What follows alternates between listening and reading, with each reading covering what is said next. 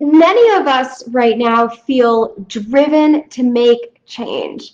And of course, it helps that in the US, we just had elections that really made us think about what our different ideals are and what we want to see for at least the United States. But I think a lot of us think globally as well, not just for the United States. And this is also the time where we've had the coronavirus, which has made a huge impact in our lives across the world. And people have also taken to heart the Black Lives Matter movement across the entire world. And we want to see change happen. And my question is, how are we going to make that happen to positively move in the directions that we want, to do it in a productive way?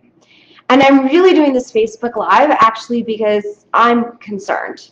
Not for everyone, thank goodness, but just paying attention to the way that some people have been communicating during this process, during the elections, and the choices that we make, and what's the longer term impact in the choices in our words, and is that really the most productive way to make change, or is there another way that's more productive where we can affect the change that we want, we can release the feelings, the emotions that we're feeling, but we can do it in a way that supports people.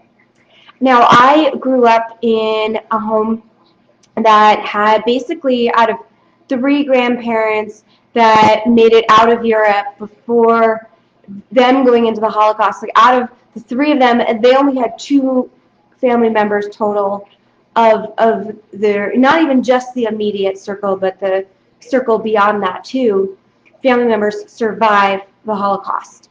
So that means a huge portion of my family was wiped out, which also means that the Holocaust was a big topic of conversation in my household growing up. And it meant that just about everything came across my plate. And I grew up going to a Jewish day school, and at the school, they helped us make sure that we remembered as well. I totally agree with everything that happened, with that. But the point is that it was brought across my plate, and I watched every single movie. I read tons of books. I learned a lot about it.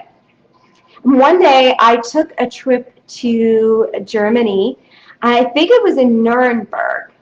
I went to some of the Holocaust sites there, and this was interesting because every Holocaust museum shows you the persecution that happened and the results to the victims. This particular museum went into the perpetrators and interviewed them with this big question of what could have driven you to do such a thing? And what's interesting is it's how they're persuaded in their minds. It's basically the memes that are put out in the media. We put out memes today in newspapers, on news, but also in our social media. We have all become the news today. And I'd asked my mother as well, with all of this stuff with Israel and the territories around it, and what started so much hate between these cultures. And once again, the answer was the memes. It's very simple to put some ad in the newspaper making fun of a group. It's very simple to put a meme on social media making fun of something that we don't agree with.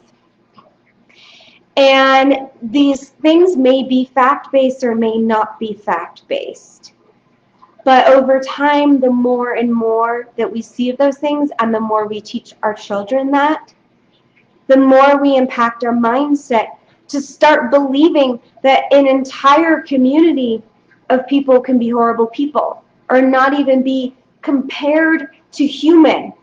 Like they're not as worthy of living, which is what those terrors did to people. That's what that caused. And I wanted to bring this up because some of us are trying to affect change through posting these memes. And I want us to consider the mindset that we're putting our own selves in and the way of thinking that we're triggering other people to be in, and if that's really the direction that we want things to go. Because my guess is behind that, there's something that we're all angry about. There's something that we're driven, that we want to change, right? There's things that don't feel fair that have been happening in the world. There's the concern for global warming, right? There's the concern for, right now, our economy. There's the concern for our health with a disease that's been spreading. And I'm actually, you hear me a little congested because I had coronavirus last week. I personally know the severity of these things and the importance of health insurance and truthful information being put out there. So I wanted to brainstorm with you guys to think about what are really productive ways that we can affect change in the world, and to think about that on a unique contribution level, because all of us are designed differently, and I'll explain this a little more as I give examples. My father, it's so amazing, he's just this average man. He writes letters to the UN. He lives in Canada, so he's written letters to the local government in Canada too. He actually hears back from those. He doesn't hear back from the UN. But he writes letters to say, hey, I see an injustice here, and I know this is the intention of your group, so this is my recommendation of how to meet that. To me, that's a very productive way of doing things, because we start to communicate with the people who can make change, the type of change that we want. And each voice adds up into more and more voices so that we can make that change happen. But it's through the wisdom and expressing the concern that those letters were, I believe, affecting change to happen. And not everyone has that type of voice. I often, and this is where we get into our unique contributions as well, because I often think, well, maybe I should be doing more in politics. Maybe I should be speaking up more about beliefs or things that I see happening in the world. But it always comes back to what my mission is, what my unique contribution is. And it's really leading these yoga and meditation and neuro linguistic programming programs so that we can put ourselves in the best state of mind. And when we feel happy, when we feel energetic, when we're able to tap into our greatest wisdom, when we have the clearest mind, then we can come up with the best decisions. Then we can care more for others, right? Then we can make more conscious choices that impact others more positively. That is the way that I impact politics and the change that I want to see in the world, is by empowering people to have the tools themselves to make good decisions and to make a powerful impact on the world. My grandmother, who lost her entire family in the Holocaust, she would write letters, she would request reparations, because a lot of the people who were taken away into the Holocaust, right, they had all of their personal belongings taken away from them. So these are people who had to completely restart their lives, and they lost the wealth that they and their families had generated before. And what she did was just basically help them get it back, just working with the German government to help them get it back. She didn't stand there and say, oh my God, all the time, the Germans are horrible people, and put messages out there putting the culture down. What she did was just say, how do we fix this?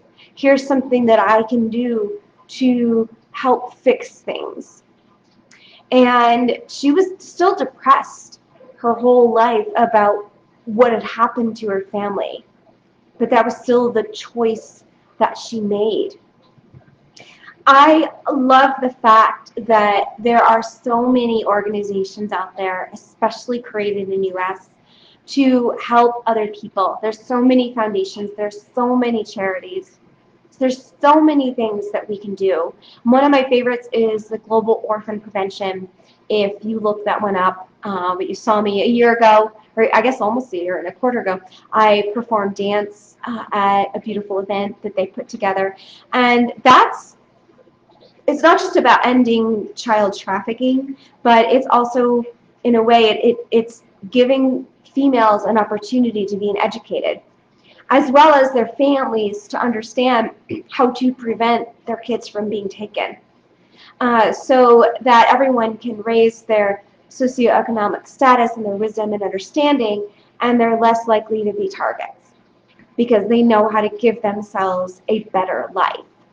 So imagine all of these things that we can do. And for you, maybe it's as simple as being kind to your neighbor so that they see an example of what kindness is.